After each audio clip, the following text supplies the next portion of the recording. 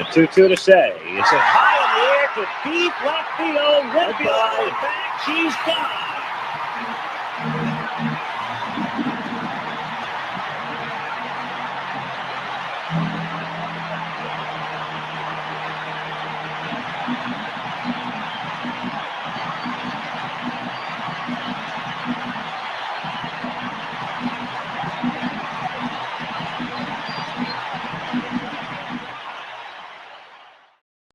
For over 80 years, the Dodgers and the Yankees have been meeting up in the World Series.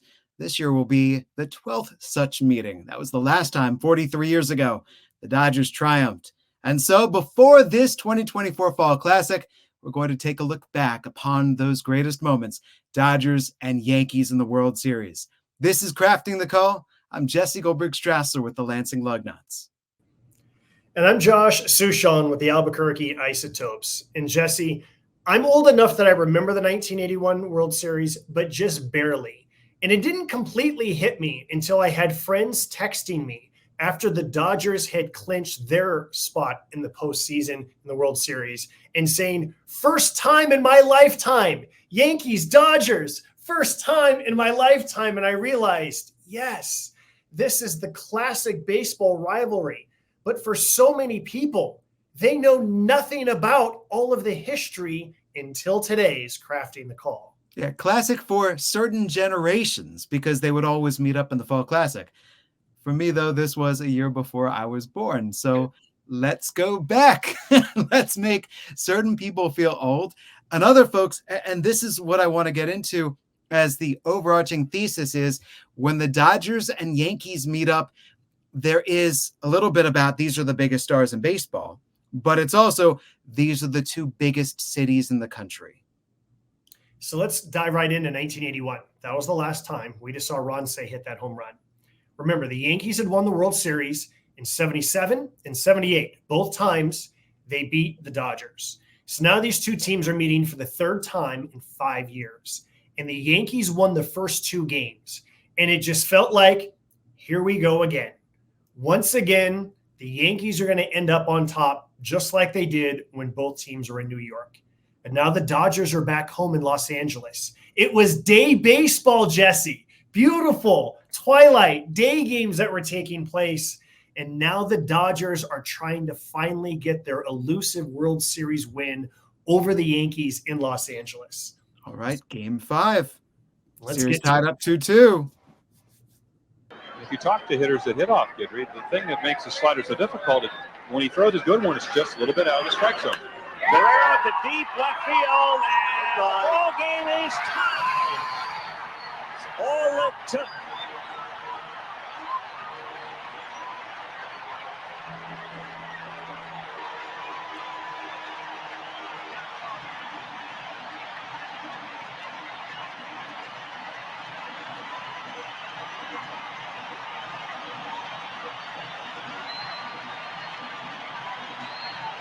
Pedro Guerrero slumping in postseason play, but a man with good power, hit 12 during the regular season and ties it up here in the 7th. And there you saw a slider that wasn't down and in. And that ball is crushed to left field. And the Dodgers, with a tremendous team spirit, have become the team in this World Series with the right man in the right place at the right time. Look at them. The Dodgers even here in the 7th inning. 1-1 with one out and the bases empty. To deep left field again, and the Dodgers have the lead.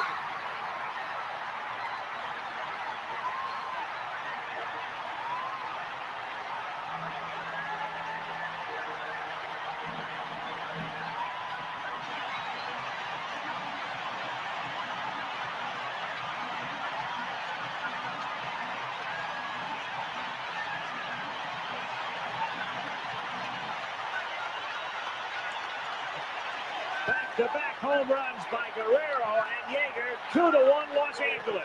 A fastball in the middle of the plate. We said all series that Yeager can hit the fastball. He homered to right field in New York in the first game. Another ball deep into the left field seat.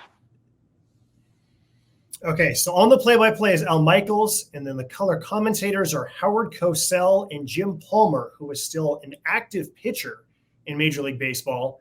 What are your thoughts so far on what we just heard, Jesse? For 36-year-old Jim Palmer, he's just turned 36, and now he's still doing color to this day. It's what a lasting impact that he has had on baseball, and he's so smart in terms of how he's breaking it down. But the first thing that comes to mind for me is George Steinbrenner.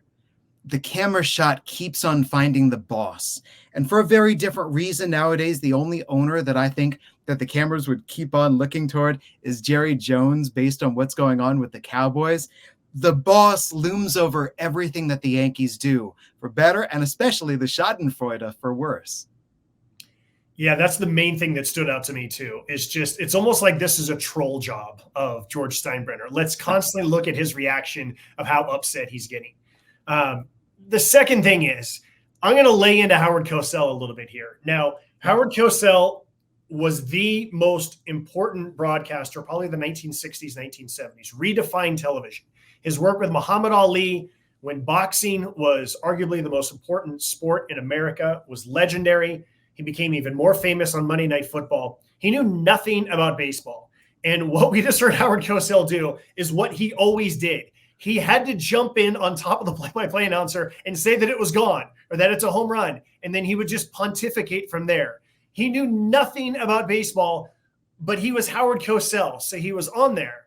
And then ABC realized we need someone who actually knows something about baseball. Let's take, I don't know, an active player. Let's have Jim Palmer. Sometimes it was Tom Seaver. Sometimes it was Reggie Jackson if the Yankees were not in the postseason because he was Mr. October. But it just blows me away that in both of those clips, here's Howard Cosell. I must say it's gone before you do, Al Michaels. It makes me think that all that's new is old, all that's old is new. We are still seeing that in terms of sports commentary, I would argue. It's divided into the people dissecting the X's and O's and getting hardcore into it. Here's your 300, 400 level course. Here's Jim Palmer wanting to break down the Ron Guidry slider. And here's the blowhard, respectfully, inserting his loud voice in and talking whenever he feels like it. And everyone must listen and look at him. I feel like what you just described, that's what pregame and postgame shows should be. That's what I want for my pre and postgame shows. And that's what we've kind of gotten to right now. But when it comes to the actual game, obviously I'm biased. You and I are play-by-play announcers. The whole point of crafting the call is breaking down play-by-play. I want someone who's just really good at calling the game, and I want someone who knows the game really well, who's going to analyze it for me. So this is crucial. The Dodgers have just come back against Louisiana Lightning. They win Game 5. They're up 3-2. Let's go to Game 6. There are the Dodgers, 1 out away. And the 1-0 pitch, watching, it's a high fly ball to Landreau. This is it. Landreau waiting and waiting. He's got it. The Los Angeles Dodgers have just about done the impossible. Lasorda throws his hat away, runs out with his hands and arms held high in the air to grab Steve Garvey. They were down 2-0 to the Yankees and beat them 4 straight. What a performance. Watson hits it high in the air. For the center fielder, Ken Landreau, this should do it. The Dodgers are the 1981 champions of baseball. At the Dodgers that take command. Okay, so 2 different clips there. First one is Vin Scully doing national radio. Sparky Anderson, who was an active manager at the time, was the color commentator. And then you heard Keith Jackson. The way that the play-by-play duties broke down in the 81 World Series was that Keith Jackson, we most know him from college football, was the primary play-by-play announcer. But when he had football duties, that's when Al Michaels stepped in. So that's why we heard Al Michaels in the previous clip. Overwhelmingly, it was Keith Jackson. What I noticed about that, now, I don't know who edited this, but Vin doesn't say the final score. And he doesn't say that the Dodgers are World Series champions. He says that they've done the almost impossible. He goes on to describe what are the different things that are happening. I'm sure that Vin eventually got to the final score and all of those different things. Again, it's the way that it's edited. But I think that this is still a part of where Vin Scully's style was still evolving, I think, at the time, Jesse. So the final score of this game is 9-2. And I think you can hear with both of those calls that both Vin and Keith are like, all right, there's out number 27. And then Vin decides, let me describe this in terms of greater terms. Let's broaden the scope of all of it. But for each of those final outs, all right, he caught it. He finally came down. Dodgers are the champs. I thought that the most powerful image was Lasorda's joy. 1981 also becomes this crowning moment for the Dodgers, that these great teams that got to the postseason frequently, that lost to the A's, that lost to the Yankees, where they couldn't get over the hump with the big red machine, but then they did, and they lost these. And now they finally do win a World Series. This was the final time of the famous Big Four infield of Garvey and Lopes and Russell and Say. It was the last time. Reggie Smith left at the end of the 1981 season. It really was the last hurrah for the great Dodgers teams from the 70s and now into 1981 that had never won one, and they finally did in this weird strike-interrupted season. All right, so we're going to watch one more clip from 1981, and our conversation here was leading into just how anticlimactic it was. And when it comes to the changing of the guard, there really became a changing of the guard in who was broadcasting World Series after 1981. Again, we're going to listen to Keith Jackson, primarily college football. To me, he is the voice of college football. I don't think he's very good on baseball. We're going to listen to blowhard Howard Cosell, and then we're going to occasionally hear Jim Palmer talk during this very anticlimactic at ninth inning of the World Series. Willie Randolph was a home run and a double tonight. Well, there's an old baseball phrase you kind of reserve for games like this, 9 in the ninth, and that's about what it's going to take to win. Kind of always jokingly say that on the bench. But it is. To keep us interested. It's happened before. Well, it's a left-hander and a right-hander in the Los Angeles bullpen. I would imagine that's Messrs. Forster and Welch.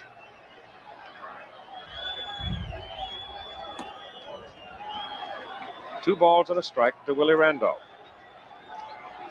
See the information there on Willie. He's put his name in the World Series record book.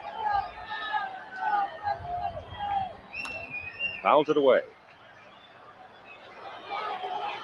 And the few who remain up in the upper decks scuffle for a souvenir. Cynthia Ann Howe, wed just over a year with a young man out on the mound, a man from Michigan. Pitches outside, 3 balls and 2 strikes. Speaking of Michigan, an old, good, and long-time friend left us, Bob Uford, so many years. The radio voice of the Michigan Wolverines. Michigan, Michigan, Michigan. How much fun he was. We'll all miss him. Randolph has certainly gotten on, Keith. Okay, I want to pause because let's put it in perspective. The Dodgers are on the verge of the World Series. We're going to see the honey shot is what they called it of the wife. Then Keith Jackson is going to get into the obituary of the Michigan radio announcer. I think that you learn a lot about people when there's nothing actually going on in the game. And I enjoy that Keith is going, she's married to Steve. Steve's from Michigan. You know whom we just lost? A dear friend from Michigan. These 3 broadcasters are not in the same conversation.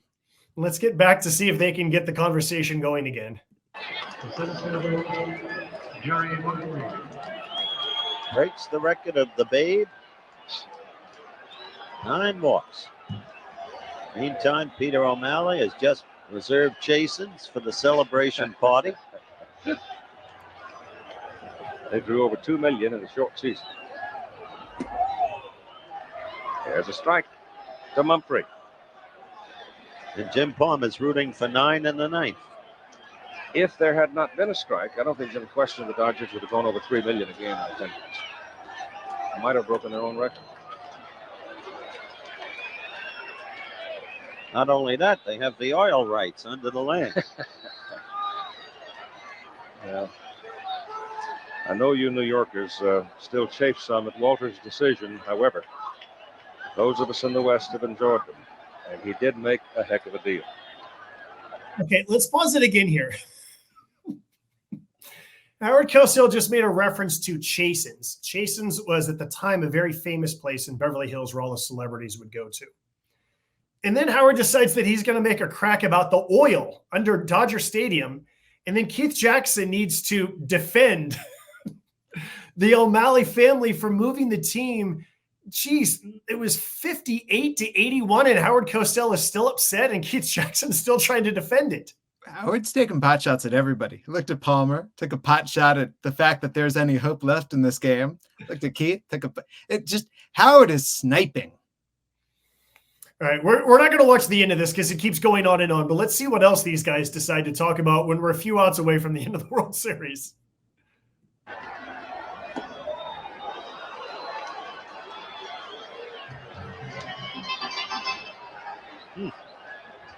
Well, they may break. They may break it. Might break it, yeah.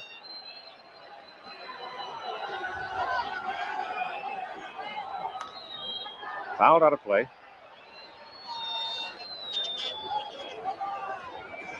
The Dodgers had one in the fourth to tie the Yankees at 1-1 after New York had scored in the bottom of the third. You got 3 more in the fifth and 4 in the sixth, 1 in the eighth.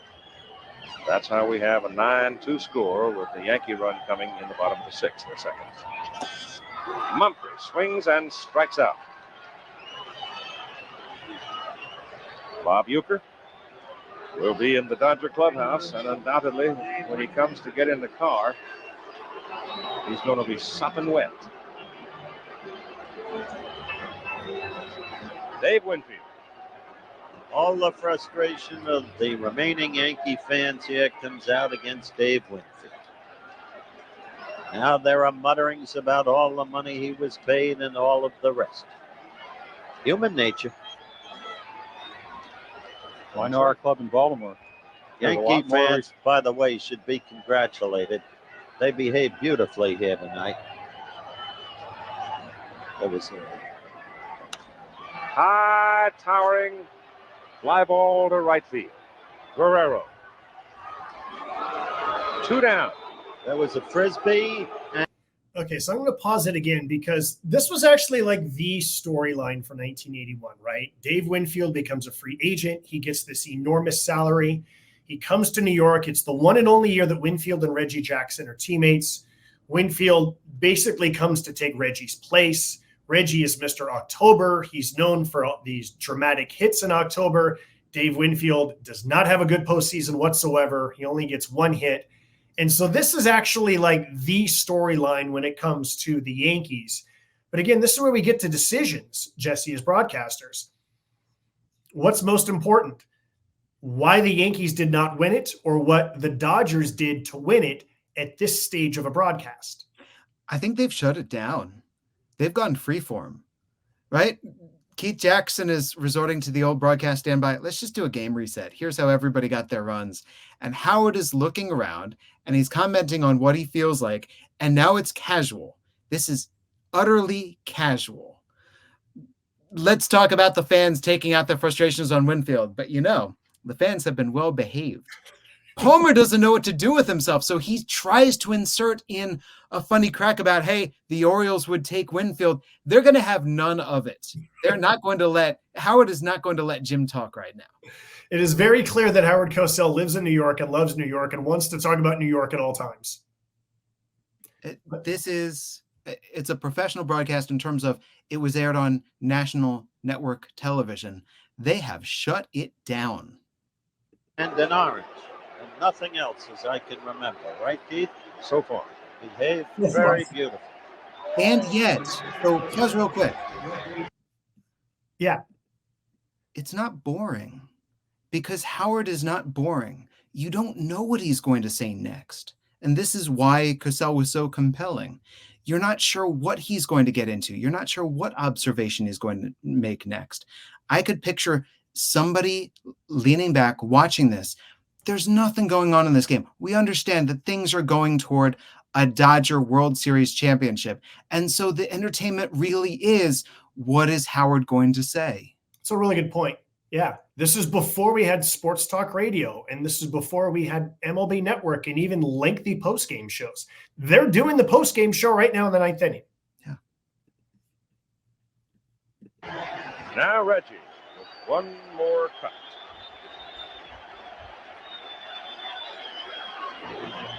Fans are chanting Reggie. Those relative few who are still here, perhaps remembering all the heroics and sensing that, look at them, that this is the last time, or could be.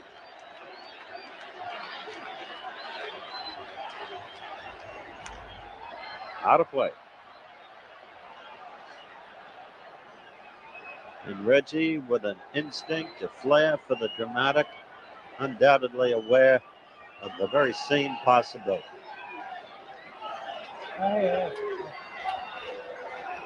Still I'm sure no word on the MVP. We'll probably get it. In fact, we will get it in the clubhouse. Well, Steve Howe has the edge. 2 strikes, and Cynthia is about to fly out of here.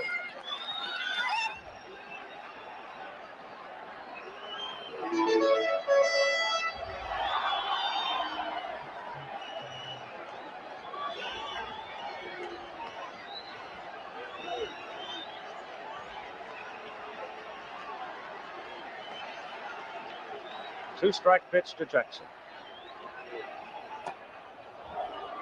1-2. Rick Cerrone, as we pan down the Yankee bench, Ron Davis, Dave Rigetti, Charlie Lau just walked by, Barry Foote with the mustache, the big brush mustache. Foul tip. Hangs off Yeager's face mask. Here's Howard just listing the names of players. Maybe it's fitting that Reggie be up there now. Such have been the nature of this man's heroics that I reached a point where the fans here at Yankee Stadium thought that every World Series he could do what he did once. Hit 3 home runs on 3 swings in a game, and maybe in a couple of games. 1-2. 2-2.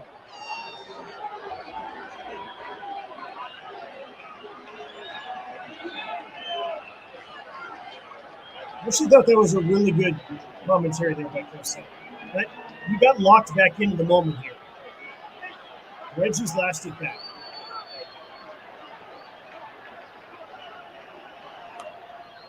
Fouled away. And Reggie does not want to make it out. It's a 9-2 ball game. Reset.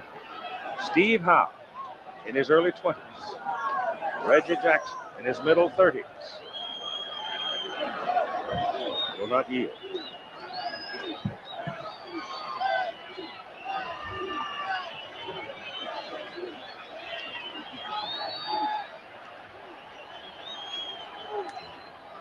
Foul to the right, out of play. I will say this about Reggie 5 Jackson. years he's been a Yankee. Right. Years of turbulence, squabbles with Martin, squabbles with the owner, George Steinbrenner, but somehow always with the capacity to come through. This year, a great decline in his batting average, and finally the greatest struggle of all, the struggle with himself, the struggle with self-doubt, the struggle with worry. Was it to be all over for him? And now this. 2-2 with 2 out in the bottom of the 9th.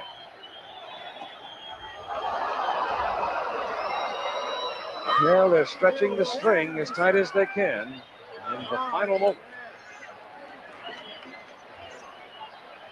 3-2.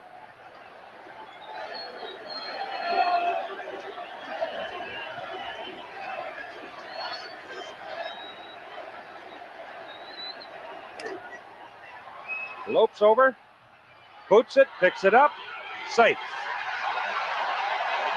And Reggie hobbling, limping.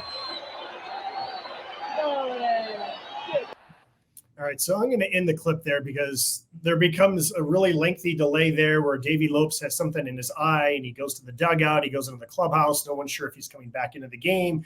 He finally does, and the last out is made, which we've heard. The final at bat there with Reggie actually became really – I found it to be a compelling at bat that – and I think that Cosell, once he got locked in, once there was a name that he knew, Reggie Jackson, he was able to lock in on what he's meant to the Yankees, how the fans have just always come to expect that he would do the impossible. And I think that at bat actually became really compelling because Reggie just did not want to make the last out. He's fouling off pitches, and then a guy not known for his speed, at least not at that point in his career, beats it out in order to make sure he's not the last out. Agreed. It's such an interesting telling of that story in the moment that half inning was missing up until then. There was no story. There was no gravity pulling at you in any one way. I figured out what was bothering me about that whole half inning. And it's the fact that it's so New York centric. There's no celebration of the impending Dodgers championship, but the pictures are telling that story. We've got the pictures and the sound briefly of the fans chanting, "Let's go Dodgers." We've got the partner of the pitcher on the mound and her anxiousness, and she is ready to explode. The Dodgers are this close, and there's none of that. There's no telling of the Dodgers season. There's no telling of what this means. There's no telling of the players who have brought them to the brink of this celebration. The tone is so somber. It almost feels like it's a Yankees broadcast, more so than a Dodgers broadcast. Even what Palmer inserts, as we mentioned, hey, maybe there could be a rally. No, okay, it's 9-2. Therefore, maybe we should discuss what the Dodgers have done so well. Why are the Dodgers going to win this? Oh, who do we think the MVP is? Oh, I don't know. We'll find out. Yeah. Maybe you guys could discuss who the MVP should be. I don't know. All right. Let's go. Let's rewind the clock now to 1978. We're down to the last out for the Yankees. 10th, the tying run at second. Tiebreaker blares at first. Reggie Jackson is the batter. You couldn't ask for a more dramatic moment for a young pitcher to walk into right here. Strike one. Wow. This crowd will tell you what's happening. Listen to him.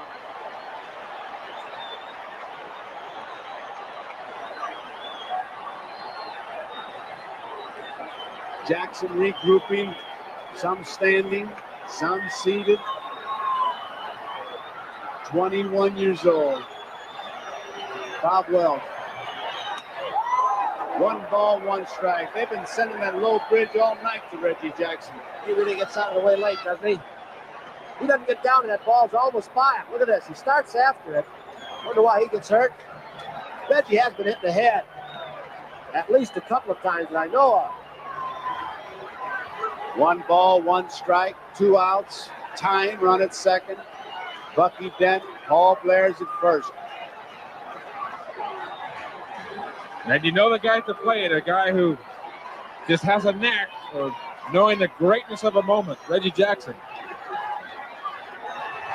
Fouls it back, and fastball is 1 ball, 2 strikes, 2 outs. The pressure mounts. Listen to these fans.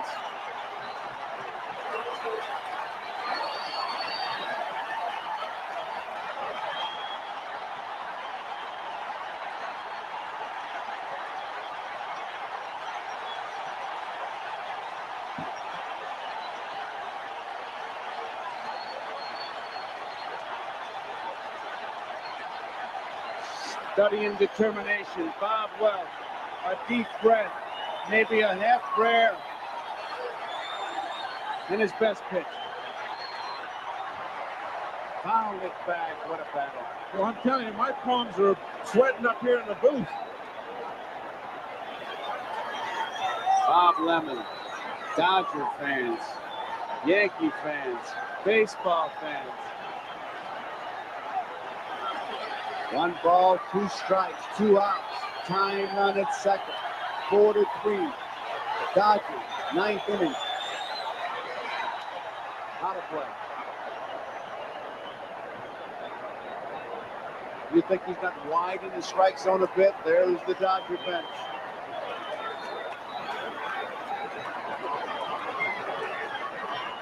Can't tell if he's winning or losing. Bob Lemon.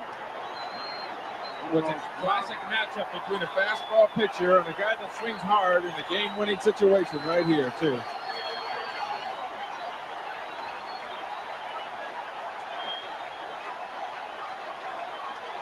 Look at that study. Ball. 2 balls, 2 strikes, 2 outs. Jackson. Tying run at second. That's the lead run at first. That's Dent at second. Blair at first. Blair can run. He can score an extra base hit. Well, you're getting it all here. The kid against the veteran. The fastballer against a fastball hitter.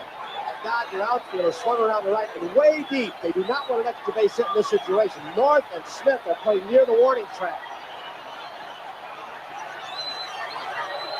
Foul back. Jackson continues to battle Welch. Welch continues to battle Jackson. He's fouling the pitches off too. That people get him out, Yes. high and tight.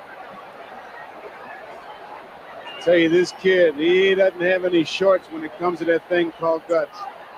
He proved it in San Francisco and here tonight. He's just looking in, getting his sign, and firing.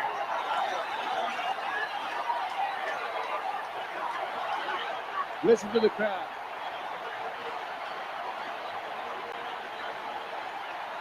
High, ball 3. We're down to a full count. 3 balls, 2 strikes, 2 outs, and they pick up the percentage now. Paul Blair will be off as soon as Welch starts at the plate. Quite possible he could score on that long single. Percentage to go to 3-2, and it swings to the Yankees, and Jackson makes the kid wait. Dent at second. Blair at first. 2 outs.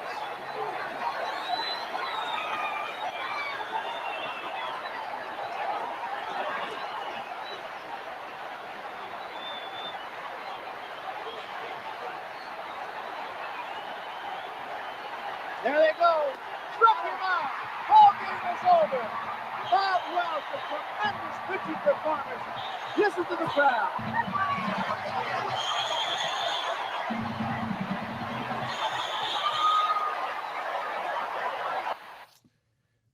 If nothing else, I think this Crafting the Call episode is going to turn into a Reggie Jackson appreciation episode, because I don't think that you can quite comprehend just what a star Reggie was and how every at-bat was so dramatic. And he was going to milk every at-bat. There was no pitch timer back then, Jesse. There was no, you only get 1 timeout per at-bat.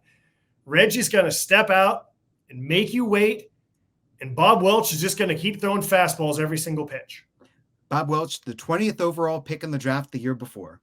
And he had just been called up from wink, wink, Albuquerque earlier in this 1978 season. So he's young, and I thought the broadcast told the story of this battle beautifully. It's Joe Garagiola doing play-by-play. You heard the voice of Tom Seaver, active pitcher at the time, and also occasionally you heard Tony Kubek there. This is NBC, and I always thought, Jesse, that NBC's production value was always better than ABC's. And I think that even just comparing 81 ABC, 78 NBC, the production value just seems way better. The fun thing is, we just saw 81. Yankees won the first 2 games in that World Series. And then what happened after that? With this win in LA, the Dodgers go up 2-0 over Reggie and the Yankees. Then series goes back to New York. The Yankees win 3 in a row. Now we get to game 6 in Los Angeles. Dodgers need a win to force game 7. It's once again late in the game. And once again, it's Bob Welch versus Reggie Jackson. Oh, that's gone. That's 2 more. He stayed at home plate. Forget it. That's way out of here.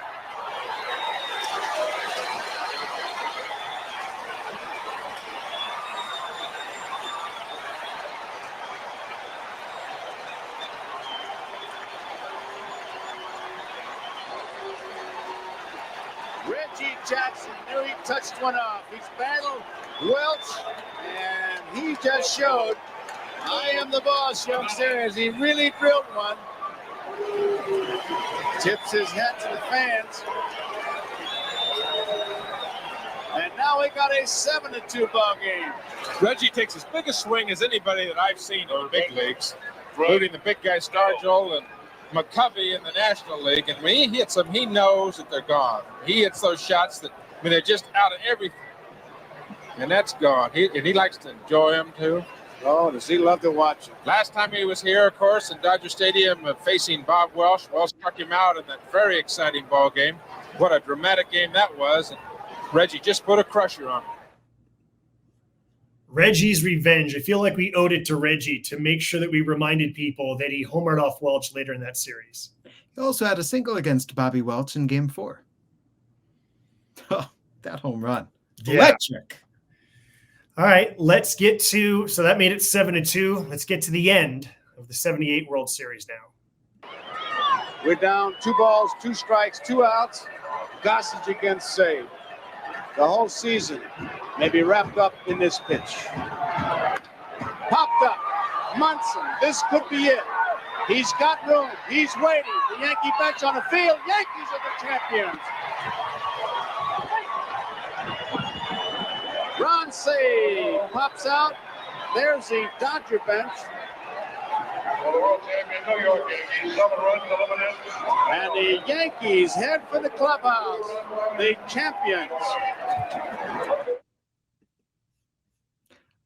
Did it look to you like a fan had taken something from number 13 that he was chasing after the fan to get it back? It looked like there was a lot of fans that had run on the field looking to get souvenirs. That was part of baseball in the late 70s and early 80s, was fans running on the field, mostly when their team won, but even when their team lost, to try to get a souvenir.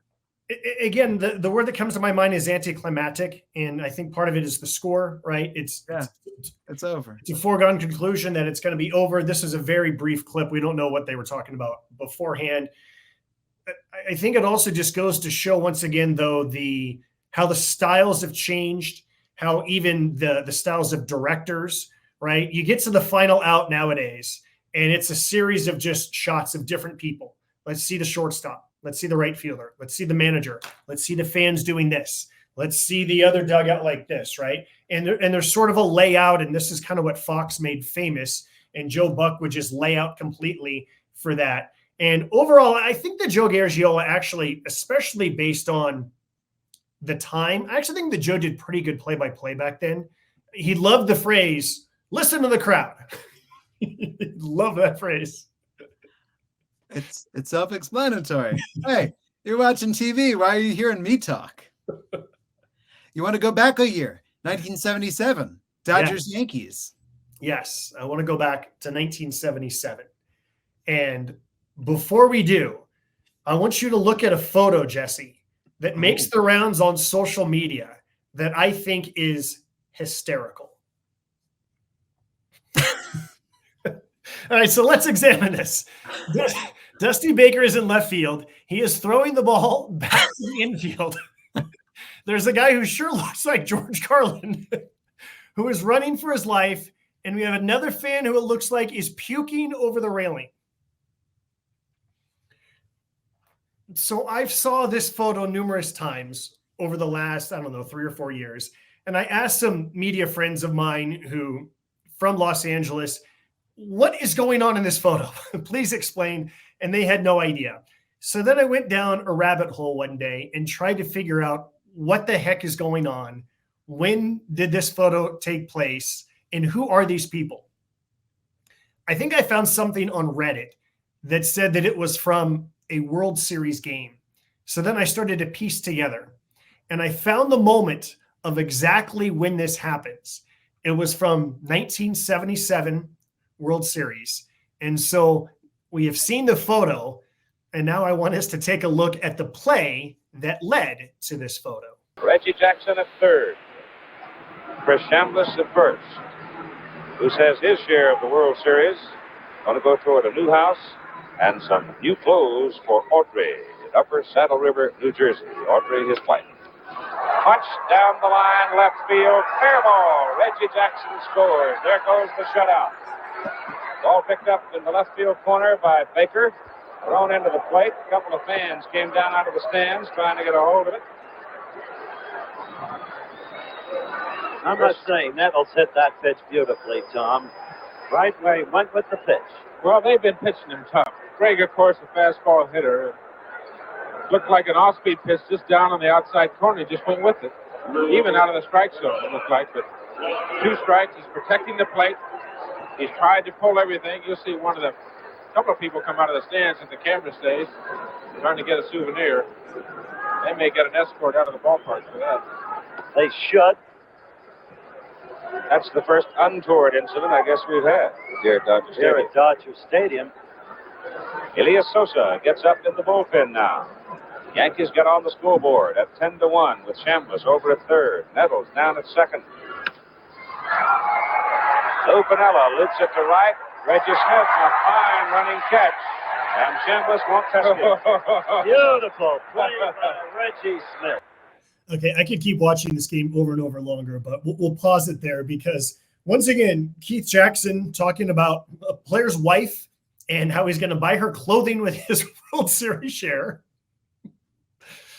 And then we have 2 fans run on the field. Another one, so the one who it looks like is vomiting in the photo. We'll go back to the photo here. So the one I can never get enough of it. The one who looks like he's vomiting in the photo, he was just leaning down trying to pick up the ball. George Carlin started to go after it. Now he's trying to get out of the way.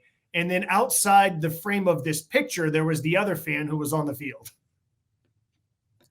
My favorite moment in this clip is when Keith Jackson says, this is the first untoward moment that has happened. And both Howard and Tom immediately cut in to say, in Los Angeles, right, at Dodger Stadium, as if we've had plenty of untoward moments in New York. Well, speaking of untoward moments, let's get to Game 6 of the 1977 World Series when Reggie Jackson really lived up to his name. Reggie Jackson. Long drive right field. It is. Goodbye. A big, big World Series for Reggie Jackson, despite all the palaver about his discontent with Billy Martin as he comes up with his 3rd home run of the series. Quickly, the Yankees go ahead.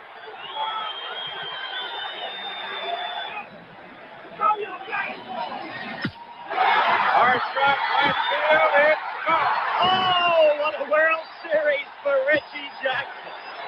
First pitch, right in his wheelhouse, as Don Siva would say. Reggie Jackson now well on his way to becoming the most valuable player in the 1977 World Series if the Yankees go on to win. Reggie Jackson has seen 2 pitches in the strike zone tonight. 2. And he's hit them both in the seats.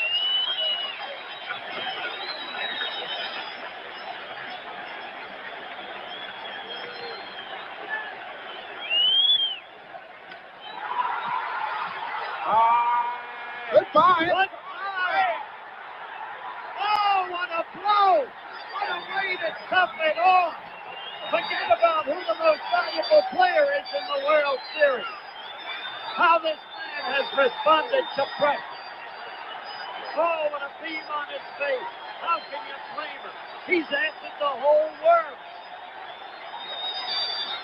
Reggie Jackson's last at-bat probably in the 1977 series. What a colossal blow.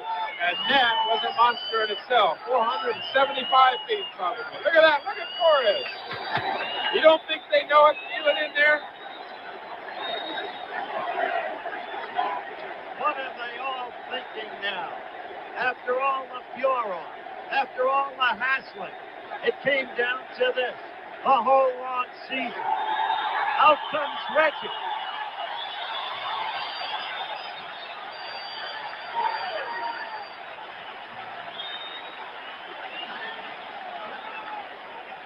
The only other man that's done that in the World Series, he did it twice, Babe Ruth. That's pretty splendid company to be in. But Reggie, the candy bar was not named after the babe. Look at it again. Look at turn on this pitch. Knuckleball or no knuckleball. It was what Reggie wanted. He got great extension out of his arms. Look, stand there and look at it. He knew it was gone. A monstrous blow. High above the 417-foot mark. Deep into the empty area without spectators. Measure it 450 to 475. There's a sense of release in that man now. Fulfillment is written in his face. Well, we just told you, only one other man has done it. Babe Ruth did it twice. Absolutely compelling theater, Jesse. 1973, Reggie Jackson was the World Series MVP. And then, as we talked about, okay, so now he's drafted by the A's, spends quick time with the Orioles, goes to New York, and 3 home runs in the clinching game off the first pitch in 3 straight plate appearances, and 3 different pitches, the knuckleball, and the camera lingering on Reggie in the dugout, and he loves nothing more. A couple of things for people to keep in mind about this. Game 5 of the American League Championship Series, Yankees and Royals. That's when it was a best of 5. Reggie got benched. He was off to a terrible start in the postseason. Billy Martin benched him for Game 5. Yankees win. Chris Chambliss, home run, all that. Now you get to the World Series, and the storyline going into the World Series, is Reggie even going to play? Because he has not been doing well. He has been at odds with Billy Martin. He does play. He starts to get some hits. At some point in the series, Thurman Munson, who also at odds with Reggie quite a bit, said to a reporter something along the lines, I'm going to paraphrase, of, why don't you go ask Reggie, he's supposed to be Mr. October.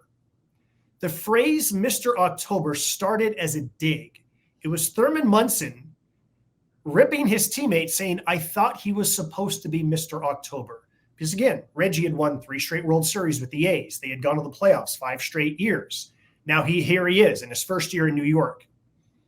So the whole Mr. October, that's why when Howard Cosell says he is Mr. October, that's when the dig became the nickname that has stayed forever. That's wild backstory. And only Reggie, because Reggie inspired the polarized opinions. You had an emotional opinion of Reggie Jackson one way or another. The other thing that these clips make me realize is just how good we have it when we watch sports now. I hate the offset camera. Can I say that? Yes. I hate where that center field camera is located.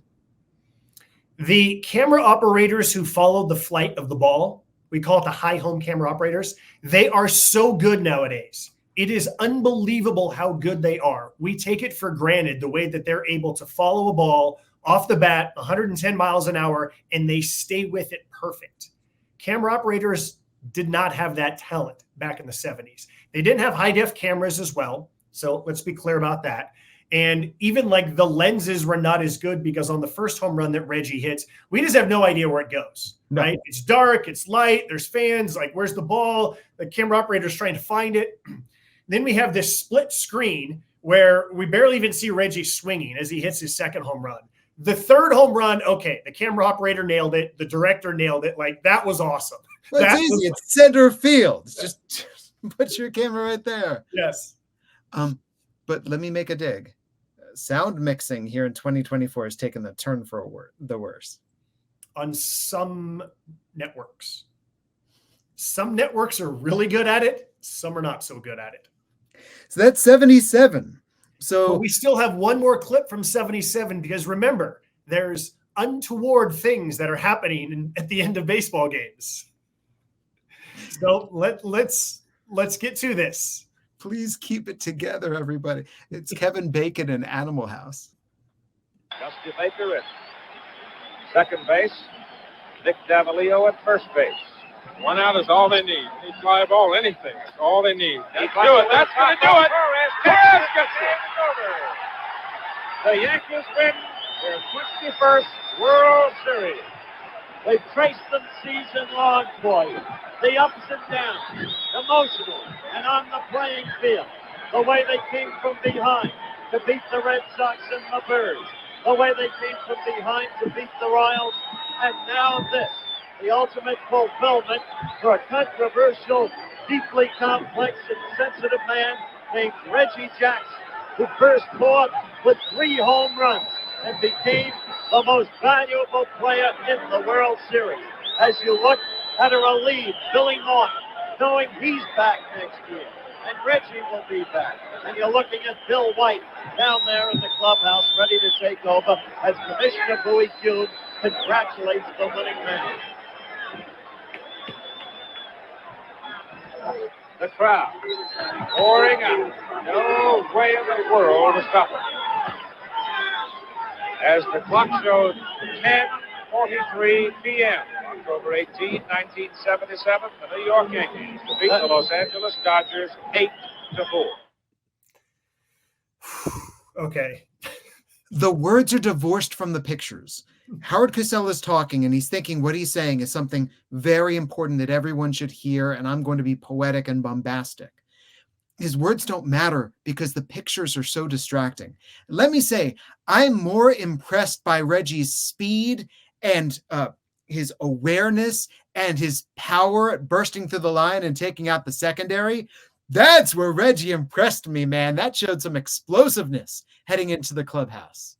He would have been one heck of a running back in the NFL, the way that he just piled over fans and then kind of stopped as a dime as he went sprinting into the dugout with cleats on as he was trying to stop himself. Oh, there's no limping Reggie there. Wow, what chaos.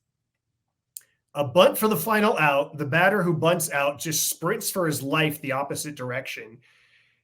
And then when they finally do come back out of the clubhouse, and what are Keith Jackson's words? No way to stop the fans.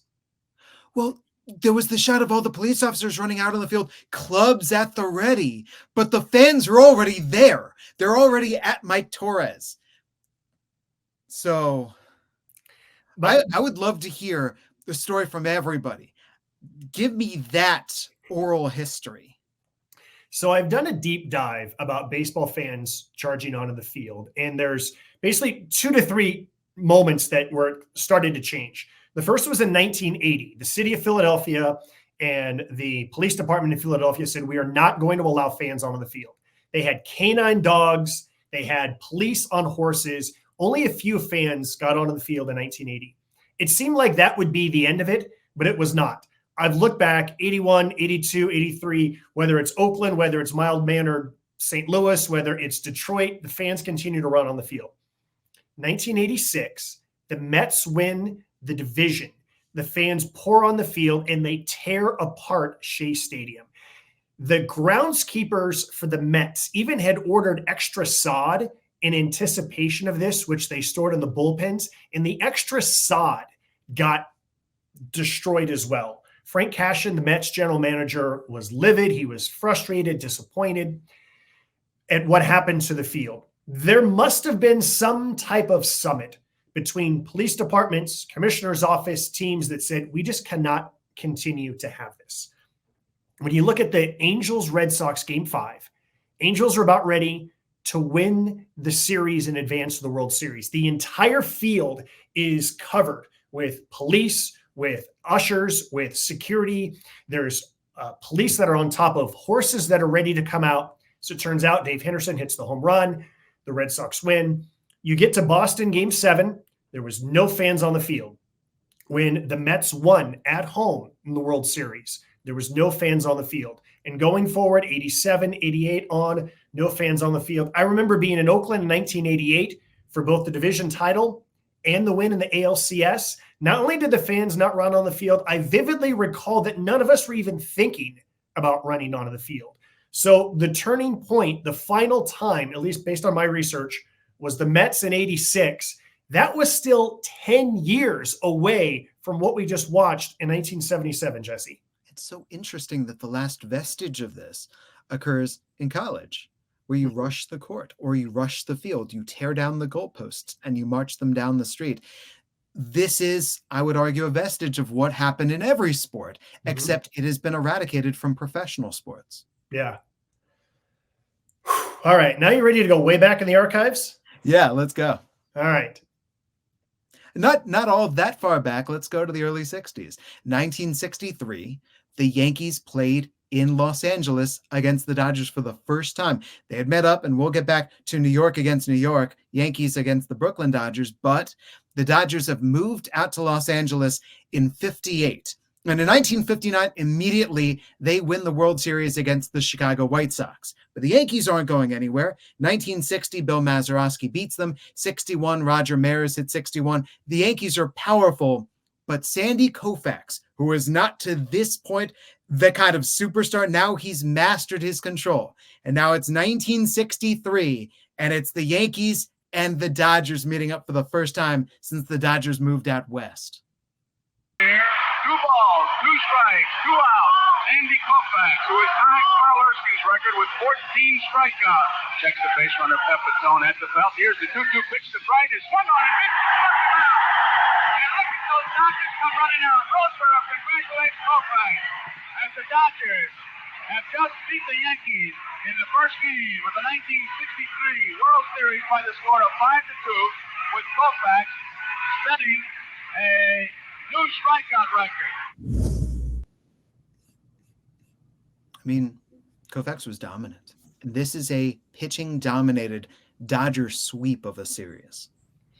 I enjoy looking at crowd shots just to see how people observe the game, what they wore, how many people wore white. There was one fan that I happened to pick up. You can see that he's marking a K in his scorebook, right? Because he was keeping score of the game. This is what fans used to do. You keep score of the game. And so I enjoy all that. And once again, here's Joe Garagiola on the call in 1963.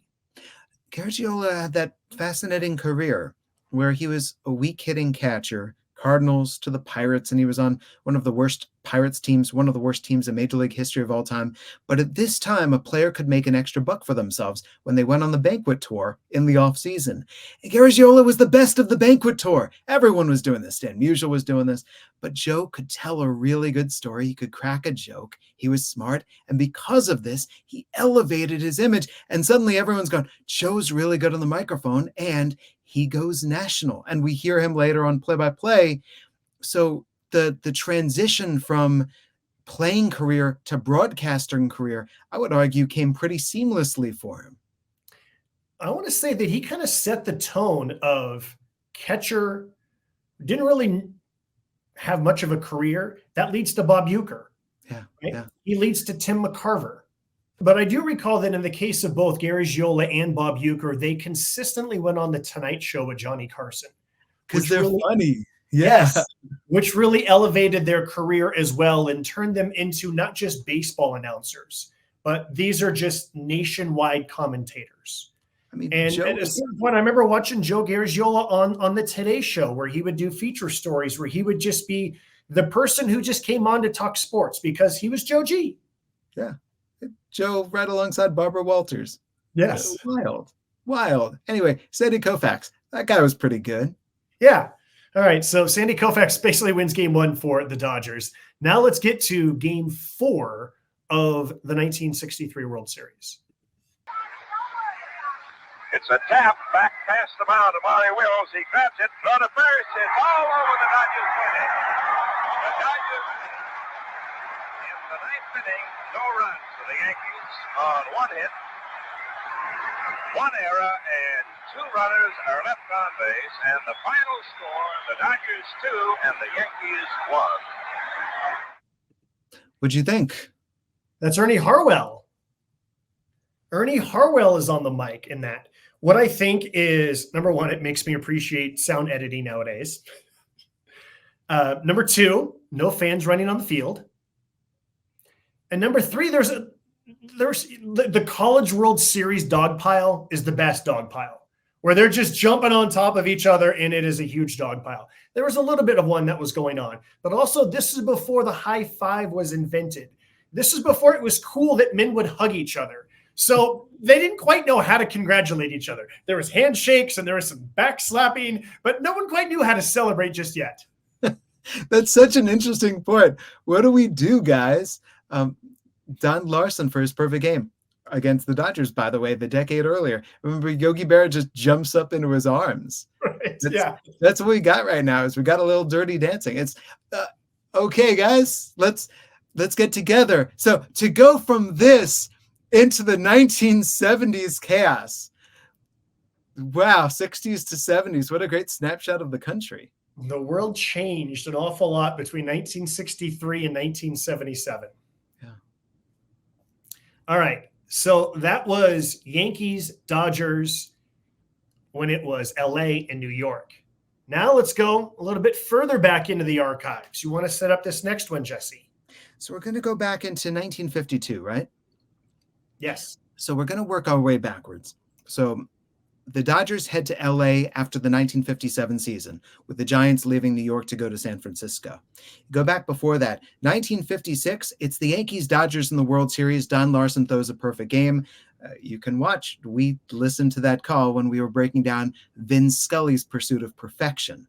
1955, the Dodgers beat the Giants. This is enormous. I was trying to look for any broadcast clips that we could find. All I could find was newsreels. So if you're able to find us any of the actual broadcasts from the 55 World Series, there was a fantastic catch made by Sandy Amoros, setting up Johnny Padres finishing off the Yankees.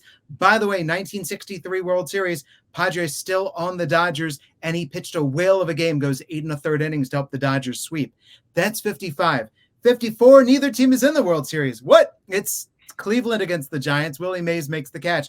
But in 53, it's the Yankees-Dodgers. In 52, it's the Yankees-Dodgers. So now we're in 1952. Dodgers, Yankees, and it's Game 7. And we're going right into Game 7. Game is tied. And this is one of the very first defensive gems that we've looked at over the course of this. Remember, we just saw Billy Martin as a manager for the Yankees? Here he is as a second baseman. 3 runners ready to lead away.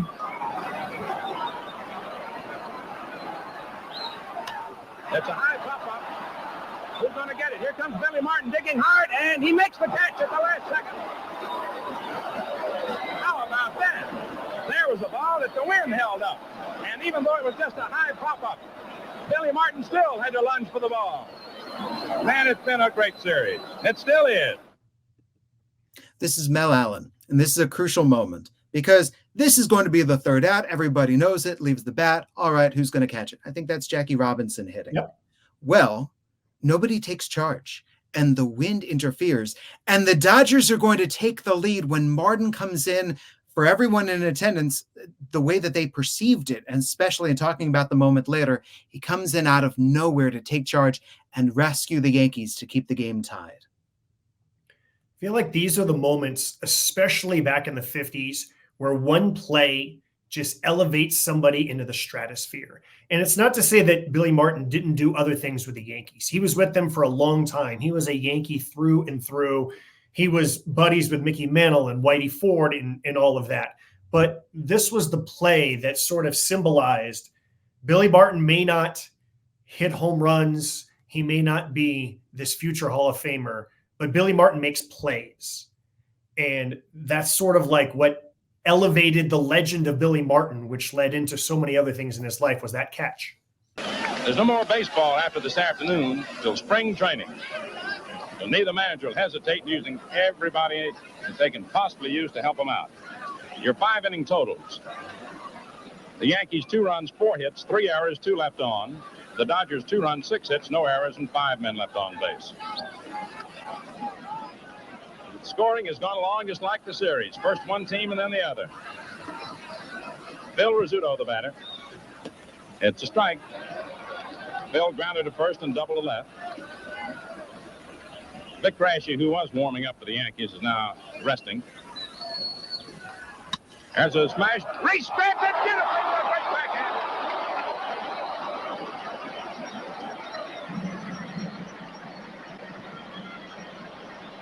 How about that play? The great Pee Wee. He and Rizzuto have shown you some tremendous shortstopping in this series. Pee Wee taking a base hit away from his shortstop rival with a tremendous backhand catch of the low liner. Mickey Mantle struck out and grounded to first. High, ball one. Yanks 2, Dodgers 2, 6th inning.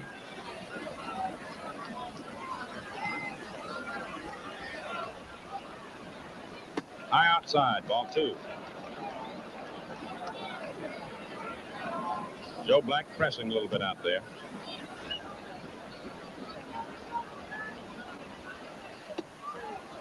Inside, ball 3.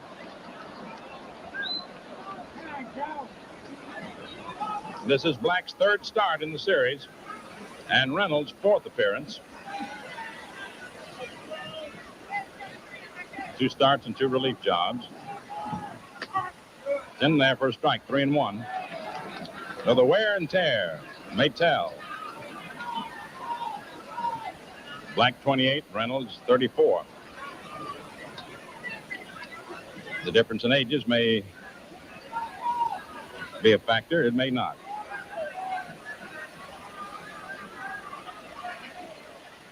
There's a fly ball out to right field. That ball is going, it is gone.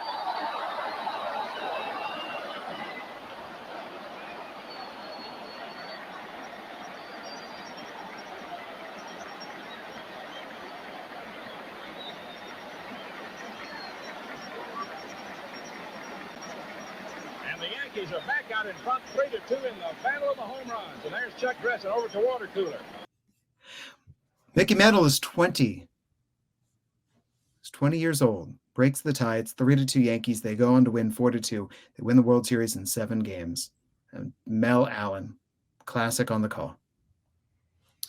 Again, I love understanding history of sports when we look back at these things.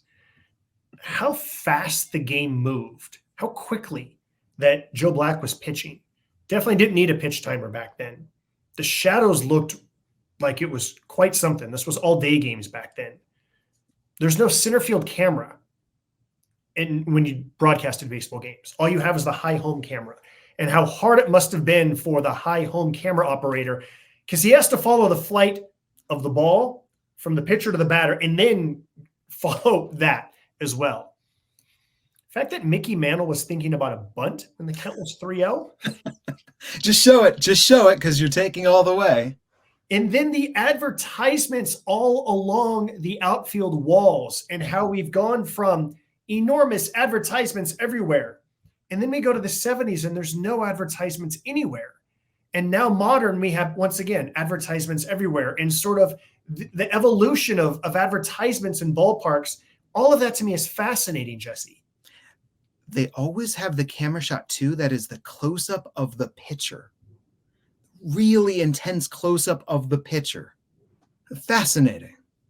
I mean, they only had a couple of cameras that they could use back then. I want to say that it was 3 or 4 cameras, and they didn't move very fast. They were enormous.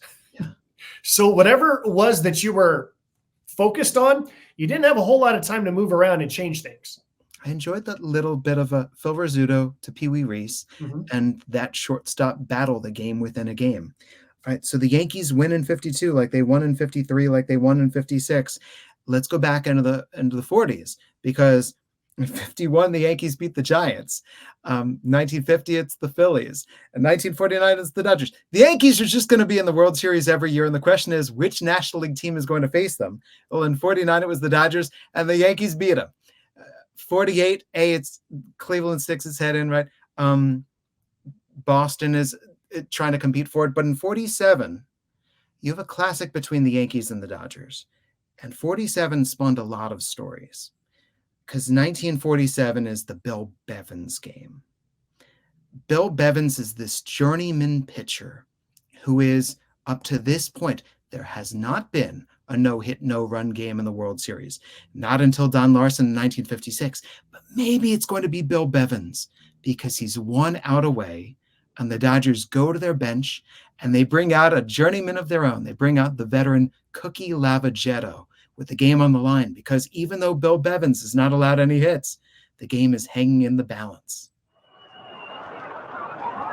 Gianfrido walks off second. Mixes off first. They're both ready to go on anything. 2 men out, last of the 9th. The pitch swung on. There's a drive hit out toward the right field corner. Henrik is going back. He can't get it. It's off the wall for a base hit. Here comes the tying run. and here comes the winning run.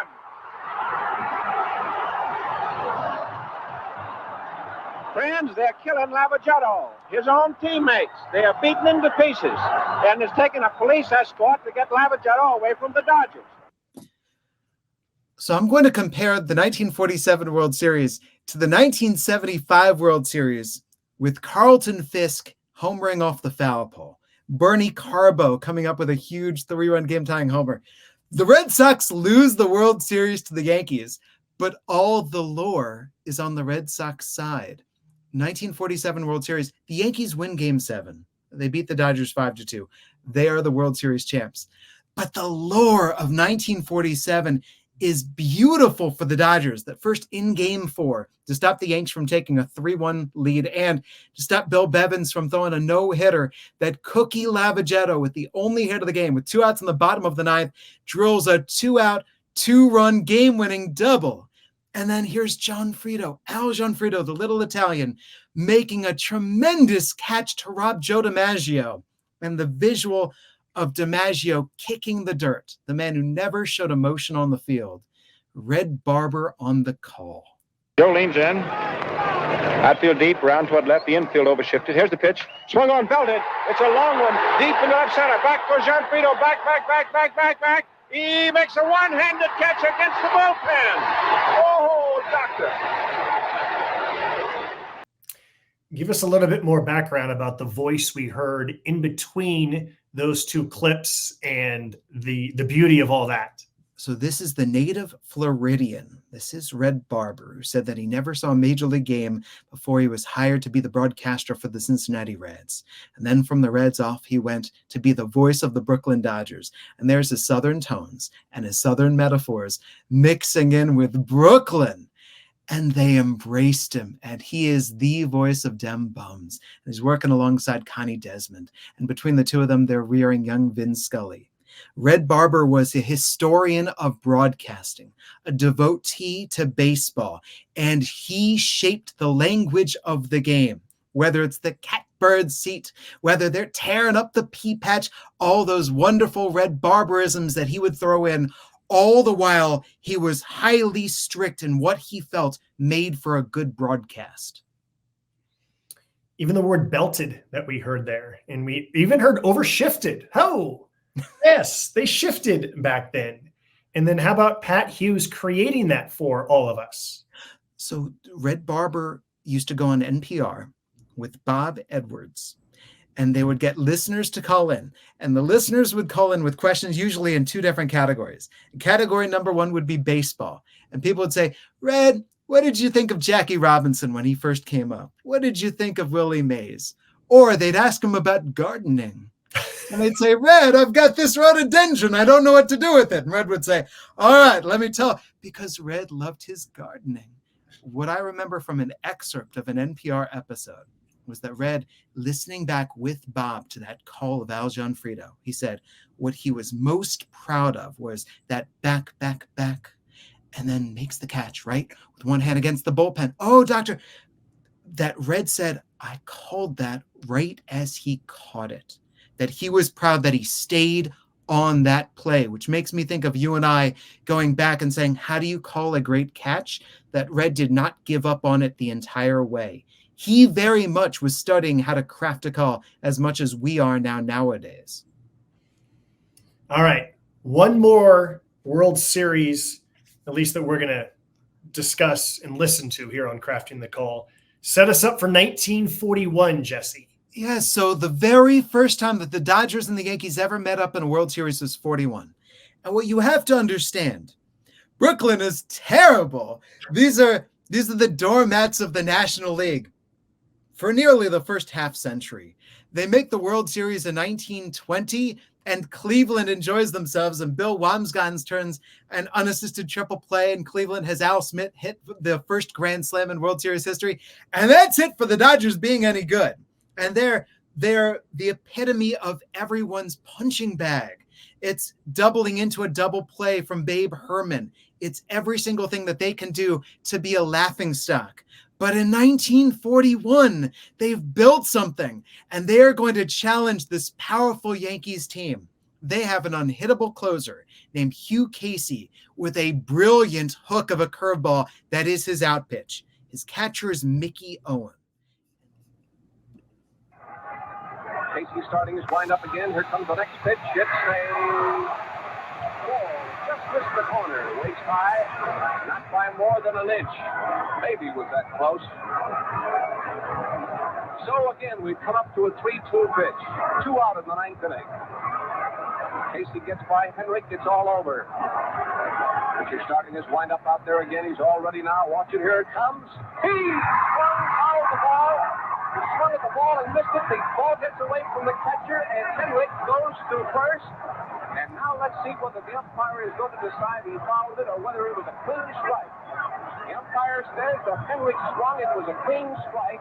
The ball got away from the catcher, and so Henrik is entitled to first because he got there ahead of the throw. You never can tell on a swing like that whether it's a foul or not until the umpire rules on it. He swung at that pitch. He missed it cleanly and is on first base. It's an error for the catcher. Owen is charged with an error. The man on first base and brings up DiMaggio. Here's the pitch. It's wide and low for the ball. Joe DiMaggio batting. Man on first base. Fortune still smiling here in this 9th inning on the Yankees. After the first 2 men came up and went down, Henrich gets to first base on the last strike, which Owen missed. Owen is charged with an error, and the batter Henrich is on first. Maggio's had a walk and a hit today. He's up in there now. Great center fielder. The first pitch was a ball. Here's the next one. He swings. There's a line drive hit into left field. It looks like a single. Here's the throw into the infield. It is a single, and it puts runners on first and second. Joe DiMaggio came through with a line drive. His 4th hit in the series into left field, and the Yankees have runners on first and second. Runners on first and second with 2 outs. Well, the other old saying, you never can tell about a ball game until the last man is out. It's being proven right here in the 9th inning at Ebbets Field in Brooklyn. And here is Charlie Keller, who's had 3 hits today. The first pitch, Keller swings and misses that ball by 2 feet. Keller went all the way around at a clear ball over the inside corner, knee high. Keller has had 6 hits in the series and 3 today. He's plenty dangerous. That man on second base represents the tying run. There's 2 out here in the first half of the ninth. Casey getting all set out there again. Watch it. Here's the next pitch. He swings and misses a shot-breaking curve. Casey put everything he had on that ball. Trying to get it by Keller, and Keller took a wicked lunge at that ball and missed. Boy, what a situation here in the 9th inning. Everybody worked up to lather pitch. Man on first, man on second. A left-hand hitter up at the plate is Keller. There's 2 out in the 9th inning. Here comes the pitch. He swings. There's a long fly ball. It's way back in the right field. It's going to hit up on the screen. Here is a run scoring. He cut the ball off the screen. Another man carrying for the plate. And he scores. And the Yankees go into the lead on a double by Keller off the right field screen. The Yankees go into the lead 5-4 on a 2-base hit by Keller. Way up onto the right field screen. The score is 5-4. Listen to the noise.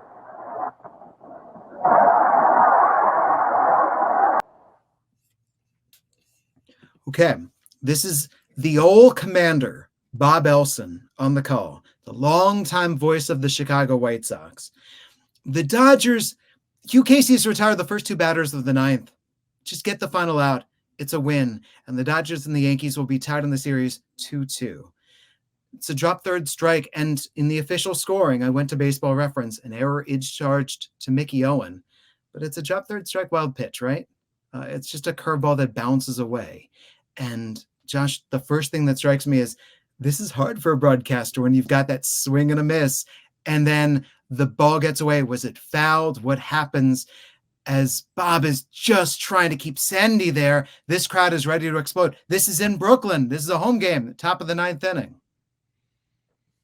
And this is also a moment, too, when it's very easy to crush the player who just made the mistake. Yes. And he does, by the way. For however long after this, Mickey Owen is considered the GOAT of the 1941 World Series. And how much has the word GOAT changed over the years? It has entirely reversed. Back then, a GOAT was Not the greatest of all time. No. I'm also fast. I like the photos that were added to it, although there's a few times that I was closing my eyes and I was trying to just picture myself in 1941 and how much you had to concentrate, because again, the audio levels, and you hear the crowd and you try to hear the announcer's voice over the crowd, and there's so much that's going on. And I just love trying to imagine myself. I'm a fan in 1941 and I'm listening to this and I'm trying to follow along. And this is the announcer's job and it's still kind of the infancy of broadcasting and how the fans are kind of learning along with the announcers. And it just takes me back, and I just find it so fascinating. But then even some of the photos you see, fans are wearing hats that they've made out of newspapers. And there's a button that says "Our Bums." And I think this goes to your point, Jesse, about how the Dodgers were terrible for so long, but they were our bums. Yes.